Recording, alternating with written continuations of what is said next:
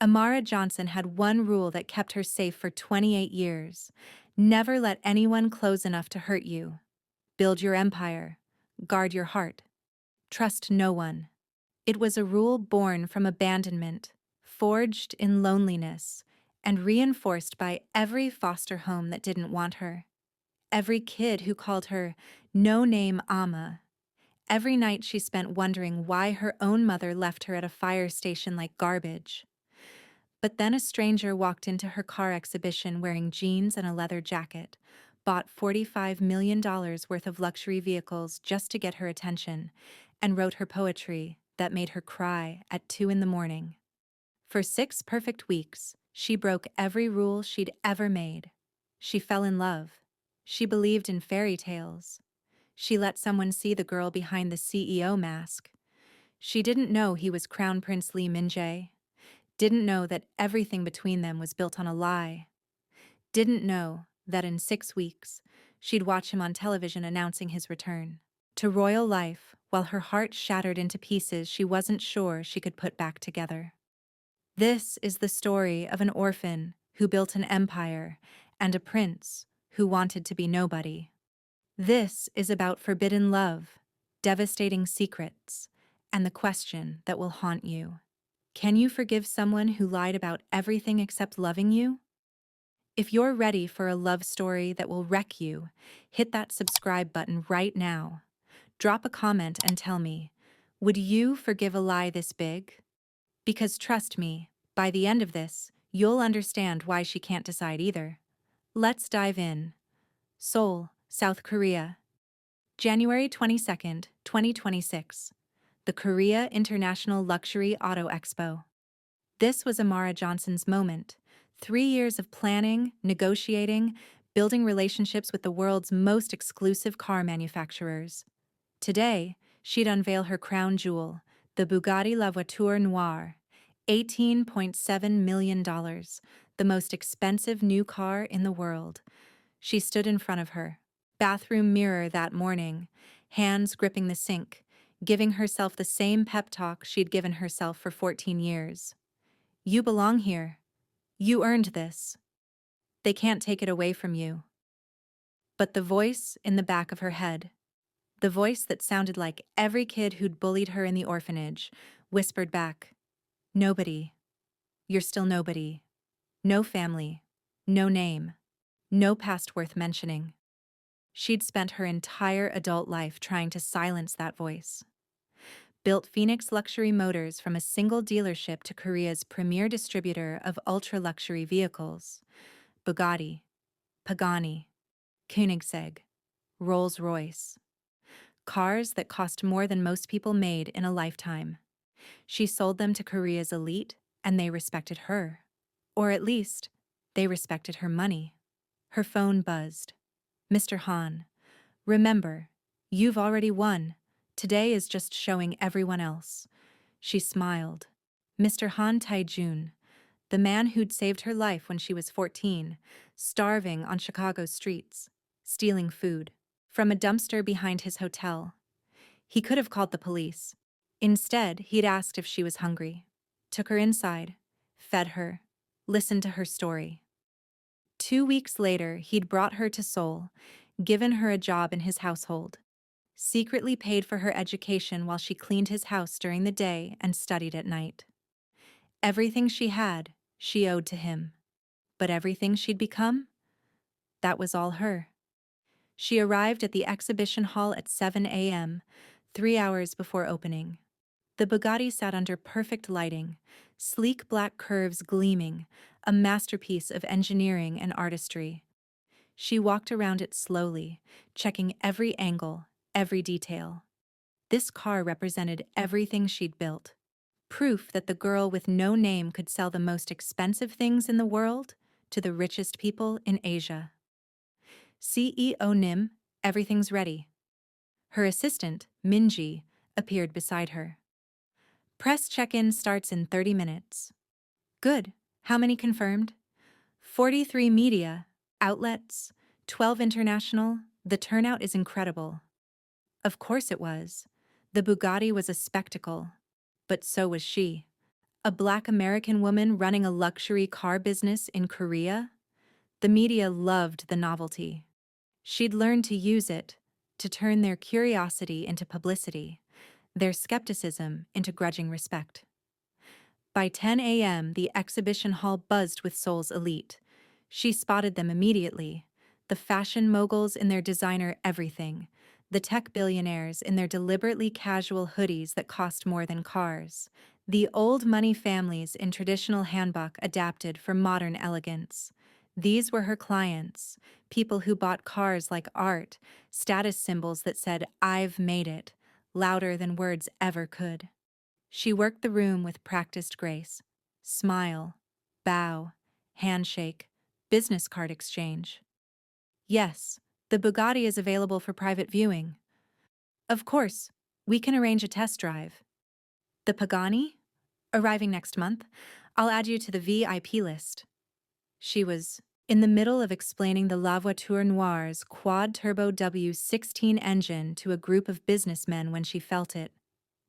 That sensation of being watched, not the casual glances of people browsing, focused attention, intense, unwavering. She turned, scanning the crowd, and her breath caught. He stood by the entrance, clearly just arrived, and he was all wrong for this place.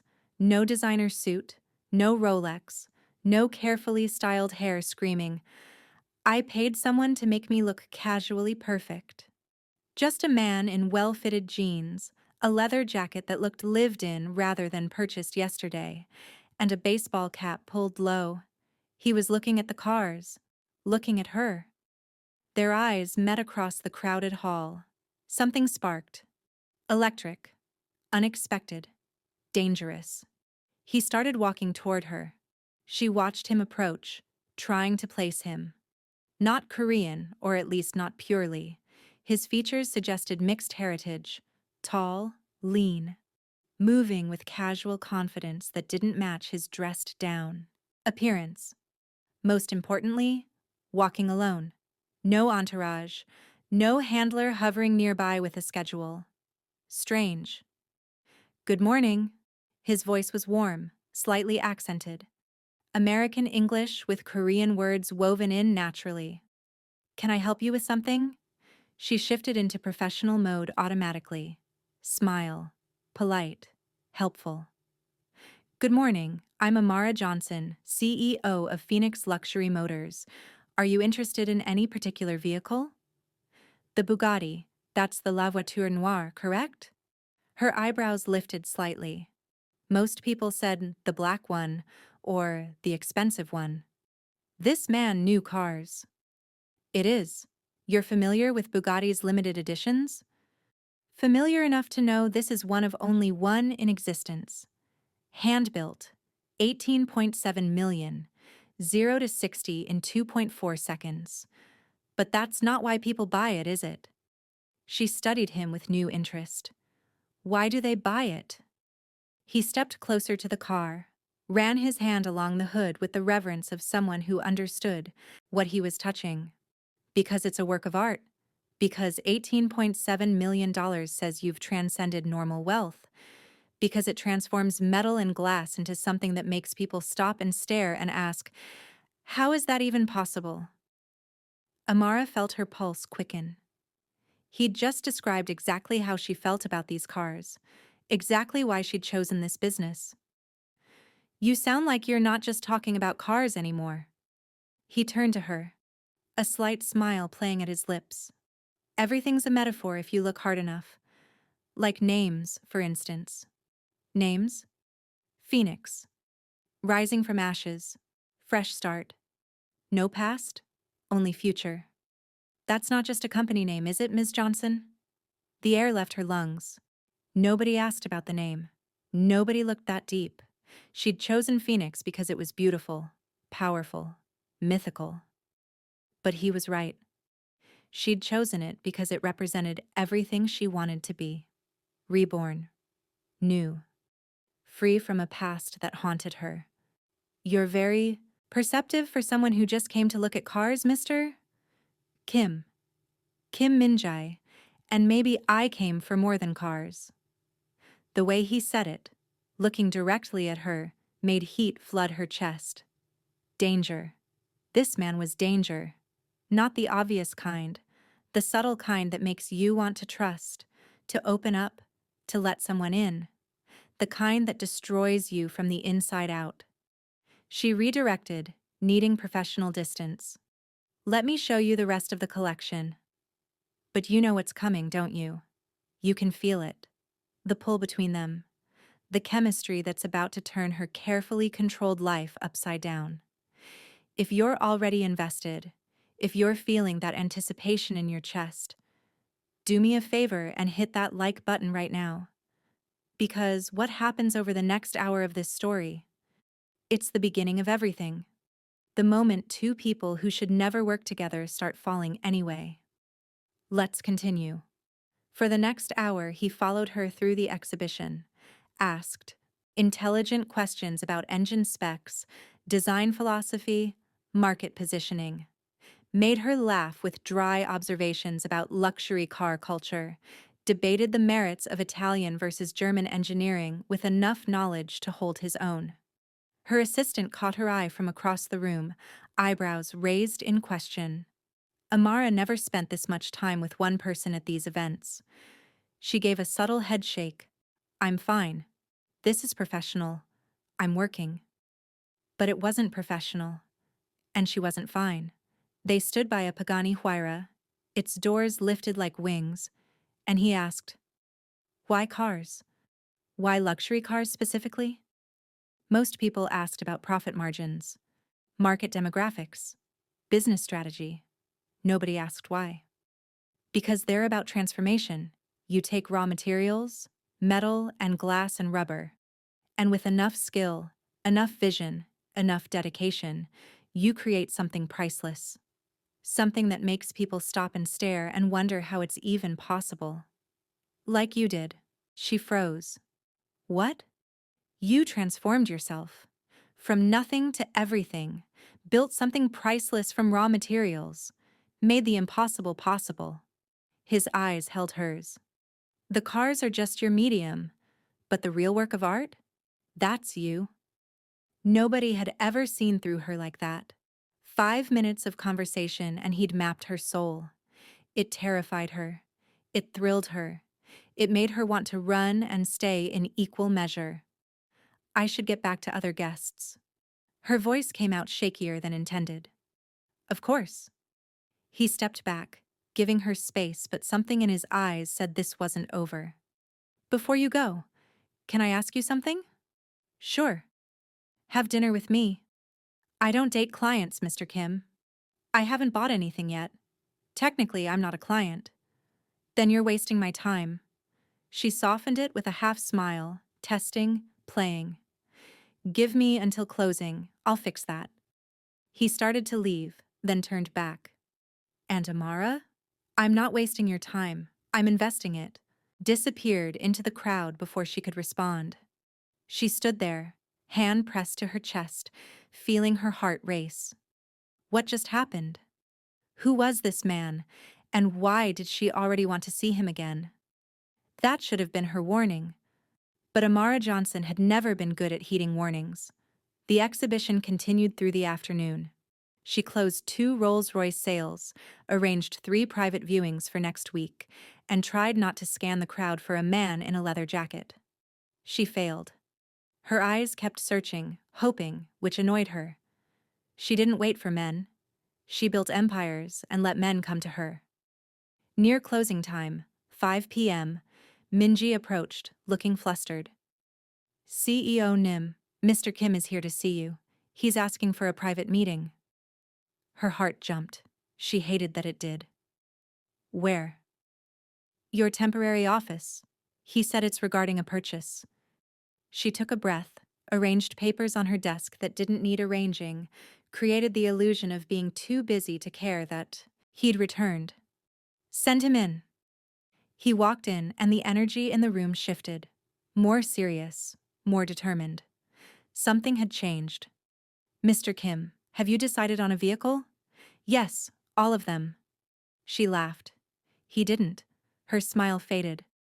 I'm sorry, all of All 7 cars in your exclusive collection. The Bugatti, the Pagani, both Koenigsegg's, the 3 Rolls-Royces. All of them. I'll take them all. Silence. She studied him, trying to understand if this was a joke, if he was serious, if he'd lost his mind. Mr. Kim, I appreciate the interest, but purchasing $45 million in vehicles isn't an impulse decision. Perhaps you'd like time to consider, arrange financing, speak with advisors. I don't need time. I don't need financing. I don't need advisors. I know what I want. He was looking at her with an intensity that made her skin flush. She stood, professional mask firmly in place, voice cool and controlled. Then let me be direct. No one spends $45 million to get a woman's attention. So whatever game you're playing, whatever point you're trying to make, it's not a game. He stepped closer to her desk. And I'm not trying to buy you, but I am trying to make sure you remember me. Why? Because tomorrow you'll have 100 people asking for your time, 1,000 emails, meetings stacked back to back, obligations pulling you in every direction, and I need you to remember the man who saw you, really saw you. Saw me? He moved around the desk. She should have stepped back. Didn't. Couldn't. Most people see the cars, the success, the CEO title, the perfectly put-together businesswoman who has all the answers.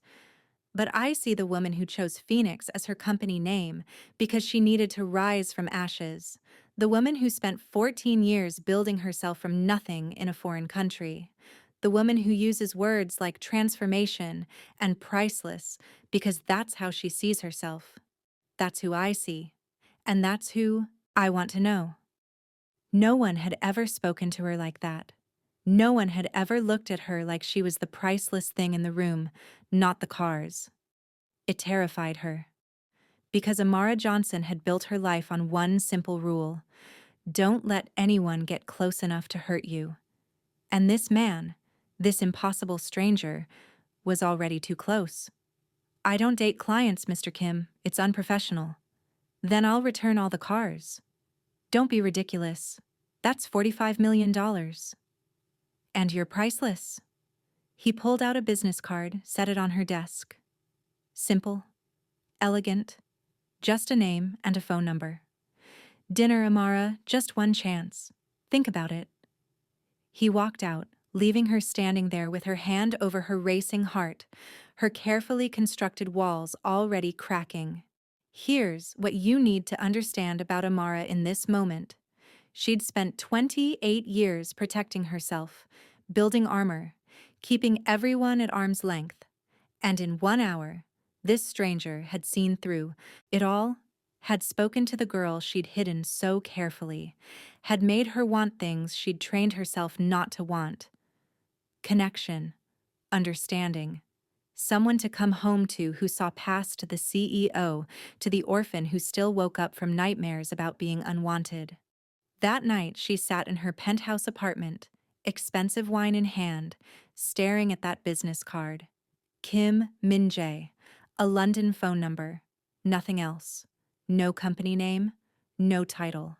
Just a name and a promise that he saw her. She wanted to throw it away. Should throw it away. She'd built her success by being smart, careful, never mixing business with personal feelings. But her finger traced the embossed letters and she admitted something she'd never admitted before. She was lonely. Achingly, crushingly lonely.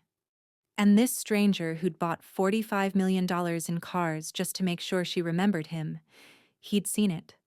Worse, he'd made her believe that maybe, possibly, she could have something more than just success. Maybe she could have someone. Her phone buzzed. Mr. Han. How did today go? She typed back. Good, really good. Sold the Bugatti and 7 other cars. To the same person, $45 million sale. That's incredible. Who? A man named Kim Min-jae. Says he's a tech investor from London. A pause. Then, be careful, Amara. Men who spend that kind of money usually want something. I know. I'm always careful. But as she set her phone down and looked at that business card again, she wondered if maybe, just this once, she was tired of being careful, tired of being safe, tired of being alone. What would you do if someone saw through all your walls in one conversation? Would you run or would you take the chance? Comment below, because what Amara decides next? It's the beginning of everything, and you won't believe where this is going. The next morning, Monday, Amara arrived at her office at 7 a.m. like always. Her assistant wasn't in yet. The building was quiet, peaceful. She made coffee, pulled up her emails, prepared for another day of building her empire. At 7:30, Min-jae rushed in, grinning like she had a secret. CEO Nim, you need to see your office. Why? What's wrong? Nothing's wrong, just come see. Amara followed her to her private office, opened the door, and stopped breathing. African violets. Everywhere. 100 stems in crystal vases covering every surface. Rare, purple, absolutely perfect. The kind that cost a fortune because they were difficult to grow, delicate, required constant care. The card was simple. Reminded me of you. Strong, beautiful, rare, Minnie. She stood there, surrounded by flowers, and felt tears prick her eyes. During their conversation at the Expo, she'd mentioned, just in passing, barely a sentence, that she'd loved African violets as a child.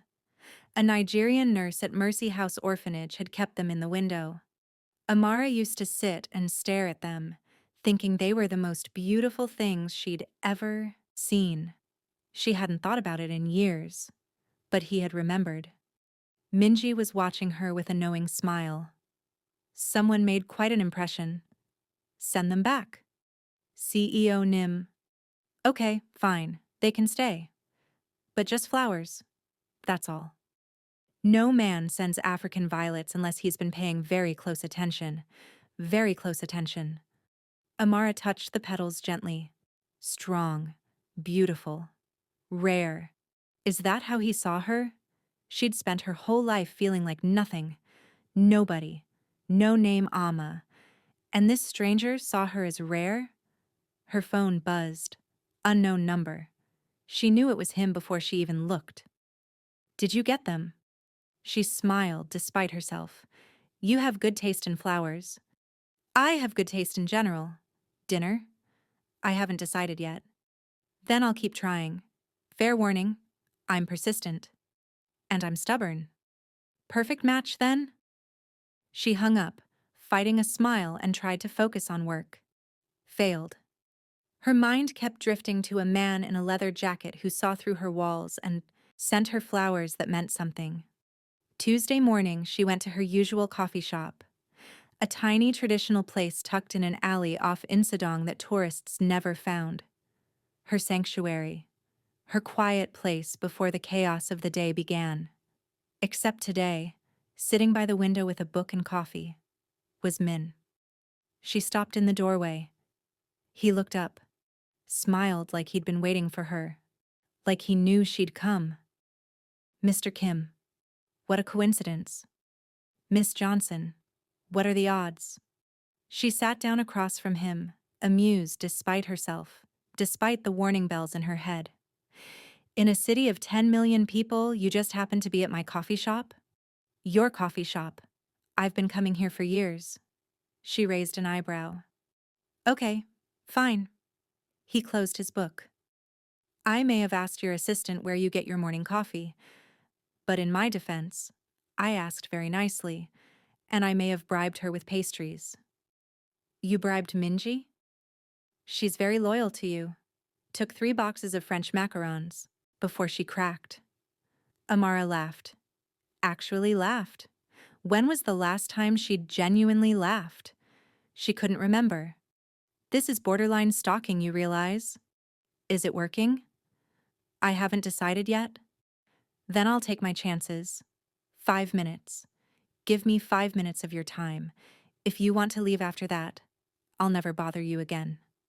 She should leave, should maintain professional boundaries, should protect herself. But something about the way he asked, no pretense, no game, just honest interest, made her stay. 5 minutes. 5 minutes turned to 10. 10 to 20. 20 to an hour. They talked about everything and nothing. Her business, his time in London building a tech investment firm, Korean versus American coffee culture, old jazz music they both loved, movies that made them cry. She learned he'd been abroad since he was 12, studied in Switzerland, then Oxford, then built his business in London for 8 years. Only recently returned to Korea for family. Reasons he didn't elaborate on. He learned she'd arrived in Seoul at 14, worked as household help for Mr. Han while putting herself through school, started Phoenix Motors with a small loan she'd paid back 3 times over. "You built an empire from nothing," he said, voice full of admiration that felt genuine. "That's incredible." "I did what I had to do. Survival, then success. Most people don't make it past survival. You didn't just survive. You thrived." She looked at him, really looked at him, and saw something in his eyes that mirrored her own. Loneliness, the kind that comes from never quite belonging anywhere, from always being the outsider looking in. "Why did you come back?" she asked. "To Korea, I mean. If you were successful in London, why return?" His expression flickered. Something heavy, something he wasn't saying. "Family obligations. Things I couldn't avoid anymore. Sometimes duty calls louder than desire." "That sounds miserable." "It is. Was. Until about 36 hours ago when I walked into an auto exhibition and met someone who made me remember why I loved Seoul in the first place." Heat flooded her cheeks. She stood abruptly. "I have a meeting at 9. "Of course." He stood too. "Same time tomorrow?" "I didn't agree to that." "But you didn't say no either." She walked out, feeling his eyes on her back, fighting a smile she didn't want him to see. This was dangerous. This man was dangerous. Not because he was threatening, because he made her want to trust. And trust was the one thing Amara Johnson couldn't afford. But the next morning, Wednesday, she went to the coffee shop at the same time. And he was there, waiting, smiling like he'd known she'd come. They talked for another hour. This time, he brought her favorite pastry, had researched which one she always ordered, had it waiting when she arrived. Thursday, he showed up at her office with lunch when she was drowning in paperwork. Korean fried chicken from a place she'd mentioned loving but never having time to visit anymore. Friday, a package arrived. A vintage first edition of a business biography she'd mentioned wanting to read. But it wasn't the book that stole her breath. It was the margins. He'd filled them with notes, thoughts, questions, arguments with the author, hours of work, for her.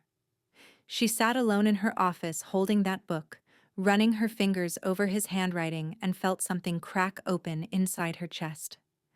He was paying attention. Really paying attention. Not just to what she said, but to who she was. That afternoon, she was in a business dinner she couldn't escape when her assistant called. "CEO Nim, I'm sorry to interrupt, but Mercy House Orphanage in Chicago is calling. They said someone made a donation in your name and they wanted to thank you personally."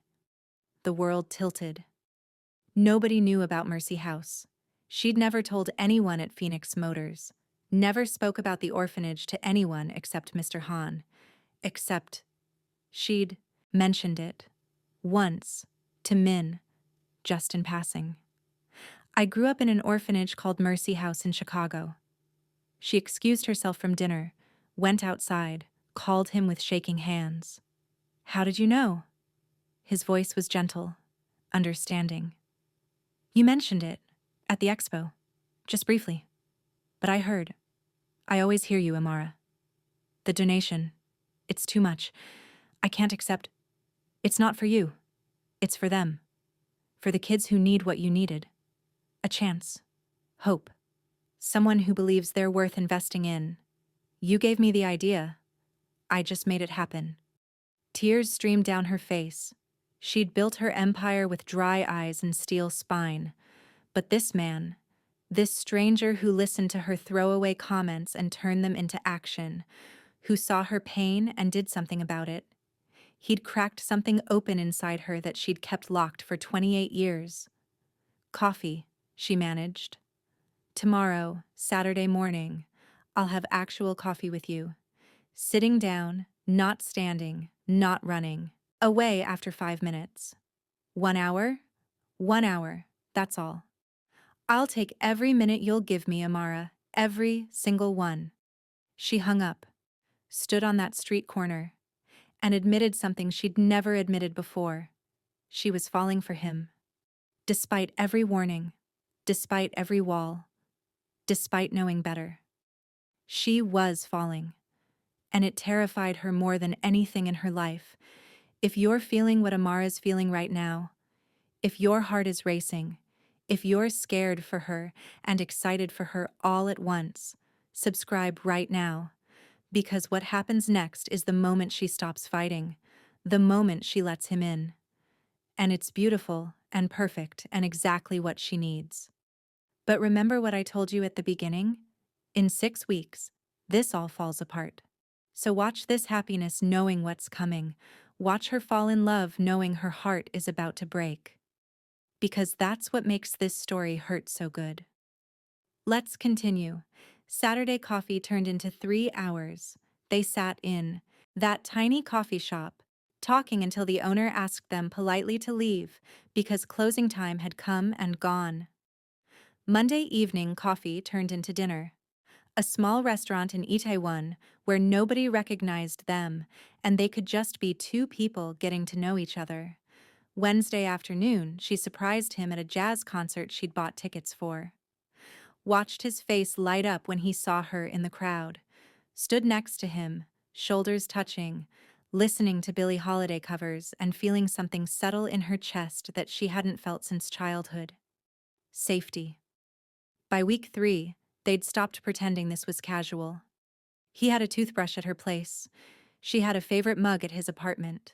They texted constantly, called each other at 2 a.m. just to hear each other's voices. They discovered they were both night owls who did their best thinking at 2 in the morning. Both loved old jazz and hated modern pop. Both felt like outsiders in their own lives. Both carried loneliness like a second skin they'd learned to wear so well nobody else noticed. And slowly, carefully, they began taking that skin off, showing each other the raw, vulnerable truth underneath. Then came the poem. Friday afternoon, week 3. A courier arrived at her office with an elegant box. Inside, handmade chocolates from a Korean chocolatier and a letter sealed with actual wax. Red wax with an imprint she couldn't quite make out. Amara sat alone in her office, holding that letter, and thought, who does this anymore? Who writes letters? Who uses wax seals? Who is this man? She opened it with trembling fingers. Red words written in elegant handwriting that made her heart stop. I traveled continents searching for home, through cities of gold and fields of stone. I thought I'd find it in achievement, in praise. But home was hiding in a stranger's gaze. You speak of rising from ash, from flame, while I've spent my life escaping my name. We're opposites, you see, yet somehow the same. Both building ourselves despite different shame. I don't know your favorite song or how you take your tea. I don't know your fears or who you long to be. But I know the way you touch those cars, like art. And I know, without knowing, you've stolen my heart. This is ridiculous. You don't know me. I don't know you. But I'd like to. More than I've wanted anything true. So here's a poem. I know who writes these anymore. From a man who's hoping you'll open your door. Min.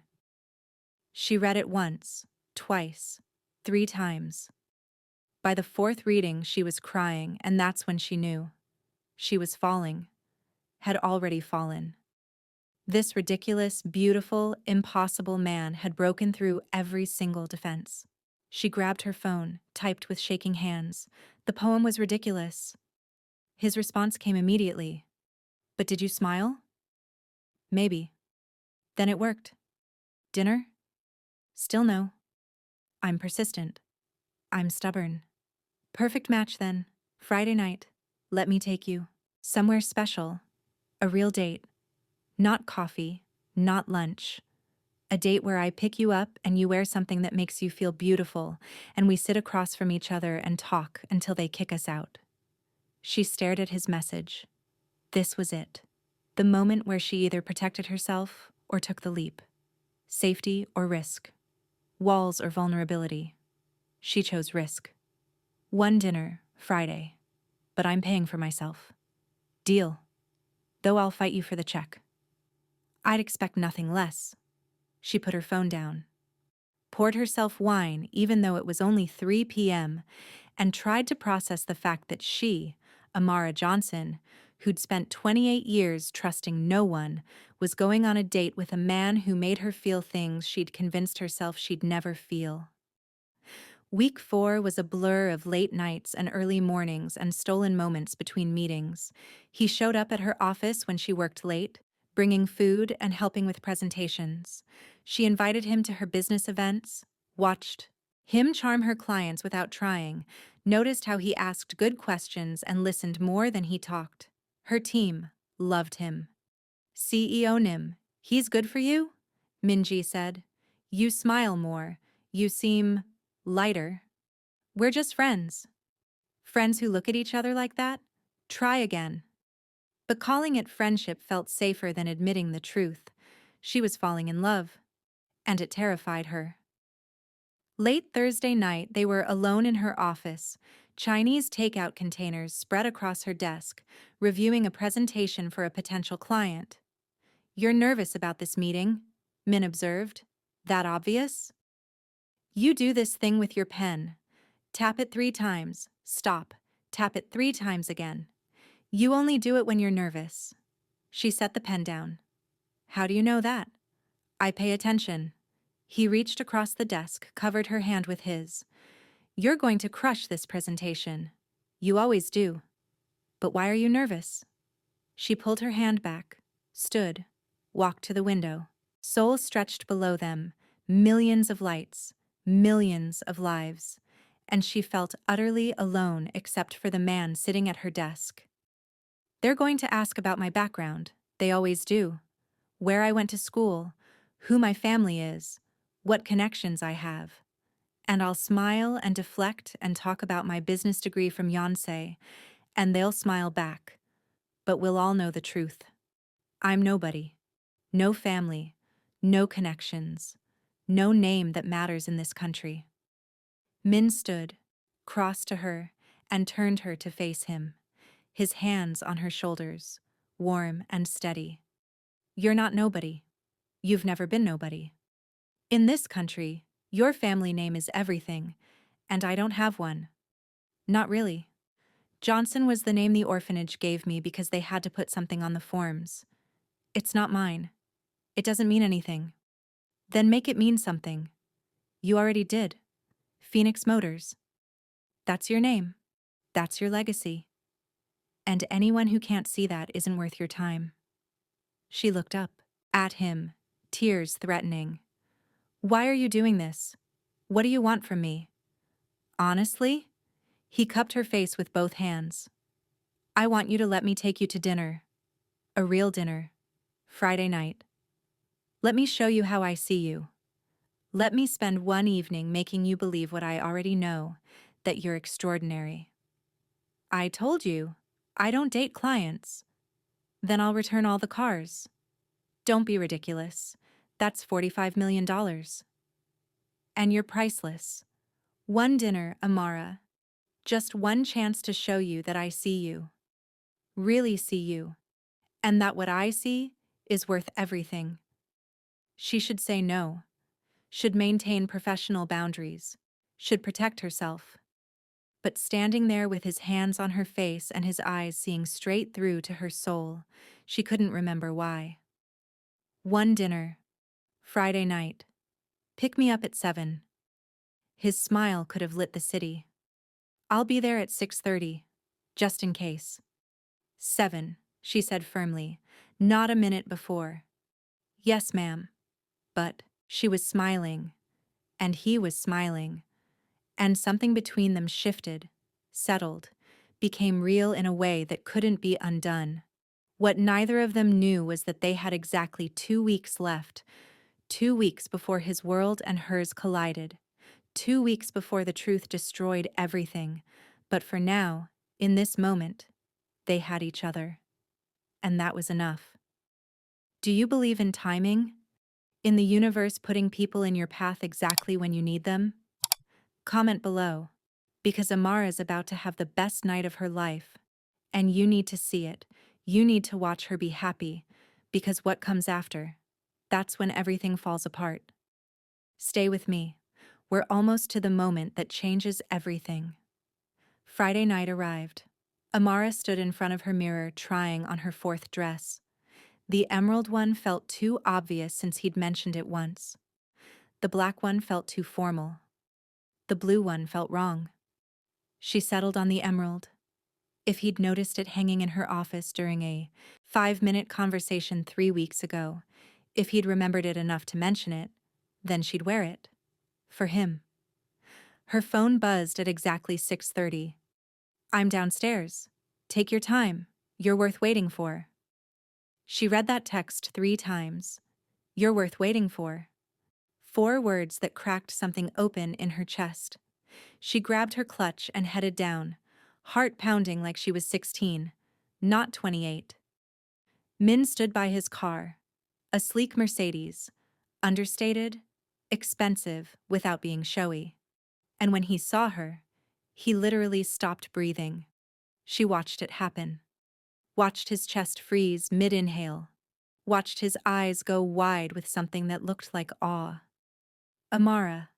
Her name came out reverent. You're breathtaking. Heat flooded her cheeks. Compliments usually bounced off her armor. But from him, they landed, sank in, made her feel actually beautiful instead of just well-presented. Too much? I can change? Perfect. You're absolutely perfect. The restaurant was everything rom-coms promised and real life rarely delivered.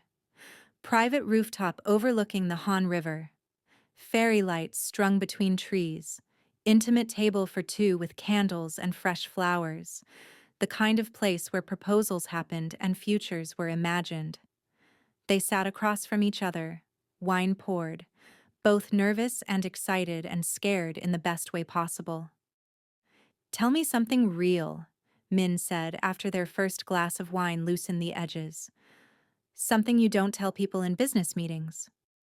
Amara considered lying, deflecting, keeping her walls up. But the wine and the lights and his eyes made her brave. I was stealing food from a dumpster when Mr. Han found me. 14 years old. I'd run away from my foster home in Chicago. They were not good people. I was on the streets for 2 weeks. Terrified. Alone. Convinced I was going to die there. Min reached across the table, took her hand. She let him. Mr. Han was in the States for business. Came out of his hotel for a smoke at 2 in the morning. Saw me digging through the dumpster. He could have called the police. Could have walked away.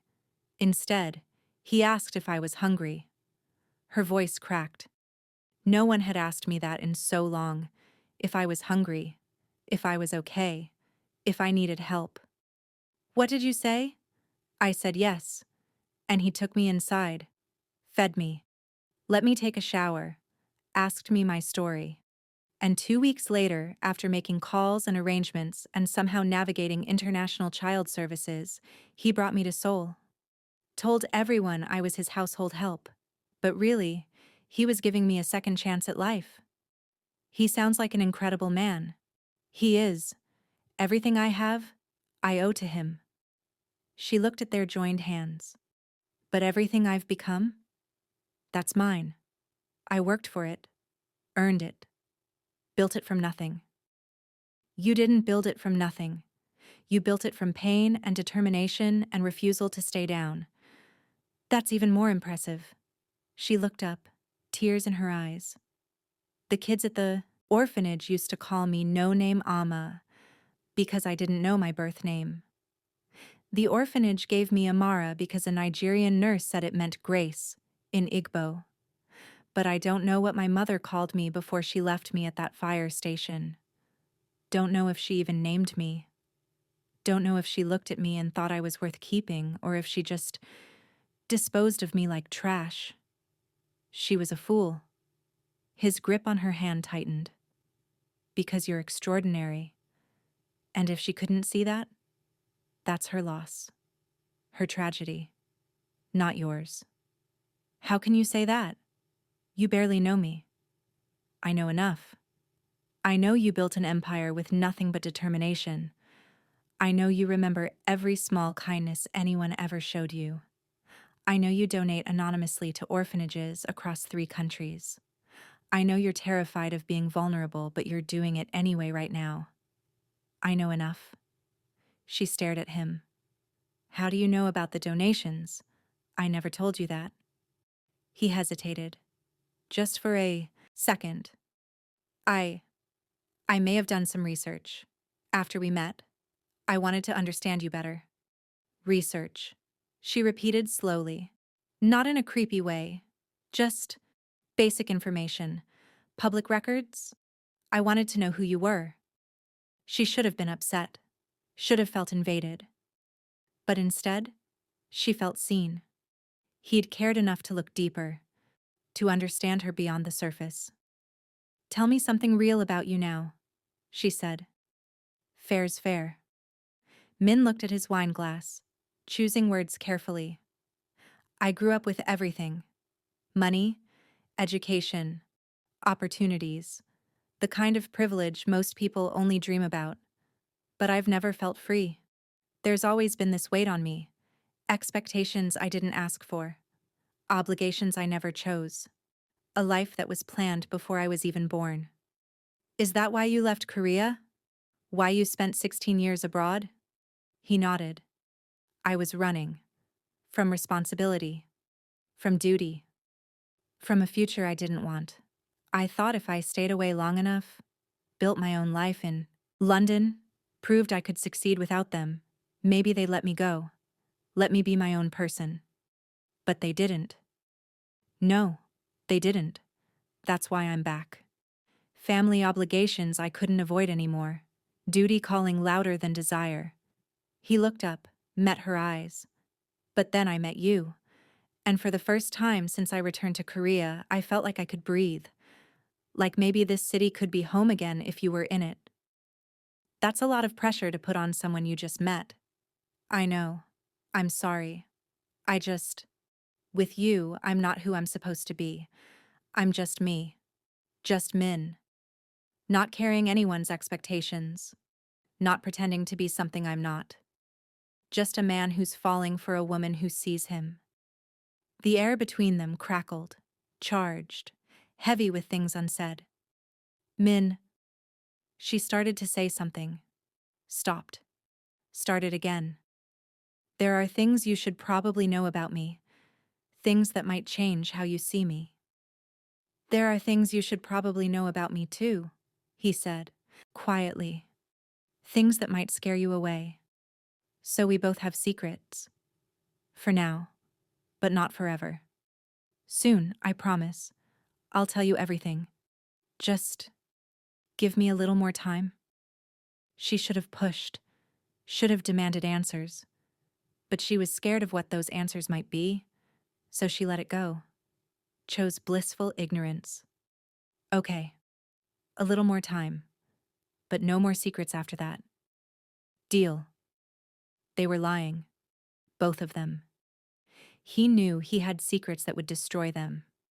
She suspected he wasn't telling her everything. But in that moment, under fairy lights with wine warming their blood and possibility hanging in the air, they chose each other over truth. And that choice would haunt them both. Billie Holiday started playing from hidden speakers. The very thought of you. Min stood, offered his hand. Dance with me. Here. There's no dance floor. So we'll make one. She took his hand. Let him pull her up, pull her close. They danced on that rooftop, and in that dance, they said everything words couldn't. Her head on his shoulder, his arms around her waist, moving to music only they could hear. This was what poets wrote about, what people spent their whole lives searching for: connection, understanding, home. I need to tell you something, Min whispered against her hair. What? My life is complicated. There are things about me that you should know, things that might change everything between us. She put her finger on his lips. Not tonight. Tonight, you're just Min. I'm just Amma. Two people who really, really like each other. Can we just have tonight? Tomorrow we can talk about complicated. Tonight, can we just have this? He should have told her then. Right then. But she was looking at him with trust in her eyes, and his phone was buzzing in his pocket with messages from his family he was ignoring, and he was a coward. So he took the gift she offered. Yeah, we can have tonight. They kept dancing. The song ended. They didn't stop moving. The next song started. Still dancing. Time suspended. Reality held at bay. Then rain started. Light drizzle at first, then heavier. Of course it's raining, Amara laughed, looking up at the sky. Every romantic moment needs rain, right? Is this a romantic moment? She looked at him, honest, vulnerable, open for maybe the first time in her life. Yeah, I think it is. He stepped back, just enough to see her face, cupped her face with both hands, gave her every chance to pull away. She didn't. Couldn't. Didn't want to. And there, in the rain on that rooftop with the city stretching below them and a million stars hidden behind clouds, they kissed. Soft at first, tentative, testing, then deeper. Months of tension and chemistry and resistance finally breaking. She kissed him back like she'd been waiting her whole life for this, because she had been. They broke apart, foreheads touching, rain falling between them, both breathing hard. This is crazy, she breathed. I barely know you. Then, let's change that. I want to know everything. Every scar, every fear, every dream. Everything that made you who you are. What if you don't like what you find? Impossible. I'm already half in love with you, Amara. Finding out more will just seal the deal. Her breath caught. Half in love. With her. No one had ever loved her. Not really. Not the way he was describing, like she was worth knowing, worth keeping, worth everything. I'm scared, she whispered. Me too. What if this doesn't work? What if it does? What if we're exactly what each other needs? She kissed him again. Longer, deeper, rain soaking through their clothes. Not caring, just feeling, just being. Just letting herself believe for one perfect moment that maybe she could have this. Have him. Have happiness. They walked along the Han River after dinner. Lights reflected on water. Rain still falling softly. A million people around them but feeling completely alone. I haven't felt this way in a long time, she said. Maybe ever. Like I could trust someone. Like someone actually sees me and doesn't run away. I'm not running. I'm never running. Not from you. Don't make promises you can't keep. I'm not. He stopped walking, turned her to face him. Amara, I know it's early. I know we've only known each other a few weeks. But I need you to know something. I'm in this. Really in this. Whatever happens, whatever complications arise, I'm not going anywhere. You say that now. I say it always. I'll prove it. Every day. For as long as you'll let me. She wanted to believe him. Wanted to believe this feeling could last. but experience had taught her that everything good eventually ended. Everyone left eventually. Why would he be different? But standing there in the rain, looking into his eyes, she decided to try, to be brave instead of safe, to choose hope over fear. Okay, she said. Let's try. Let's see if this thing between us is real. It's real, he said with absolute certainty. Trust me, this is the most real thing I've ever felt. He walked her home, stood outside her building, both of them reluctant to say goodnight, to end this perfect evening, to return to reality. Thank you, she said, for tonight, for seeing me, for everything. Thank you for giving me a chance, for opening your door, for being brave enough to try. She kissed him one more time, soft, sweet, a promise of more to come. Then she went inside, rode the elevator to her penthouse, and stood by the window watching him drive away. Her phone buzzed. Min. I miss you already. She smiled, typed back. You just left. And I already miss you, is that crazy? Completely insane. Good. I like being insane with you. She went to bed that night feeling something she hadn't felt since childhood. Hope. Real hope. The kind that believes tomorrow might be better than yesterday. The kind that trusts someone might actually stay. She fell asleep smiling, her phone on the pillow next to her, waiting for his good night text that came at exactly midnight like clockwork. Sweet dreams, Amma. Thank you for tonight. Thank you for being brave enough to try with me.